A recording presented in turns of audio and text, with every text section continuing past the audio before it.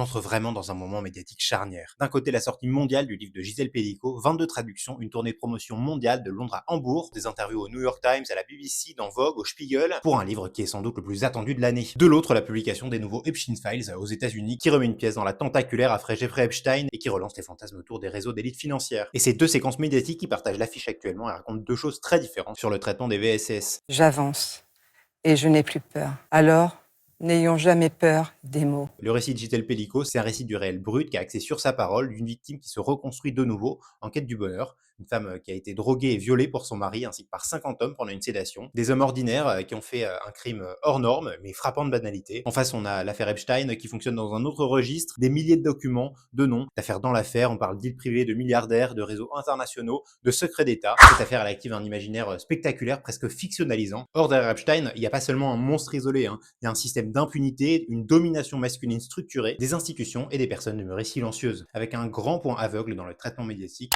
l'effacement de la parole des victimes. Gisèle Pellico, elle dit dans son livre, la violence est proche, elle est domestique, elle est ordinaire, et en parlant d'elle, elle parle de nous. L'affaire Epstein elle permet au contraire une mise à distance. La violence serait le fait d'une élite déviante, d'un monde fermé, d'un ailleurs. Psychologiquement, c'est une version qui est beaucoup plus confortable pour les hommes. Si le mal il est concentré dans une oligarchie perverse, alors il traverse pas les couches de la société, il traverse pas nos maisons, nos couples, nos cercles sociaux. Mais au fond, l'éléphant dans la pièce, c'est le même dans les deux affaires, qu'il s'agisse d'hommes puissants gravitant autour d'îles privées ou d'hommes ordinaires franchissant la porte d'une chambre conjugale, le mécanisme il est identique. L'usage du pouvoir, le sentiment de droit, l'objectification des femmes pour le plaisir masculin à travers un continuum de violence. En fait, ce que révèlent ces deux affaires malgré leur différence de traitement médiatique, c'est le patriarcat dans ses œuvres ordinaires. La violence n'est ni exceptionnelle ni marginale. En France, toutes les 2 minutes 30, une femme est victime de VSS et derrière le spectaculaire ou le domestique, il y a la même structure de domination masculine. Cette réunion que nous avons maintenant, là, avec vous, est-ce qu'on l'aurait eue seulement il y a 10 ans?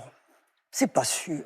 Toute cette histoire, Gisèle Pellico, elle peut elle-même en parler et nous pouvons, nous, en discuter. Il y a donc un changement dans la prise de conscience. Mais faut pas se faire d'illusions. La violence sur les femmes, elle est très ancienne. Elle est très ancienne et elle a été produite ô combien de fois. Mais nous pouvons en parler.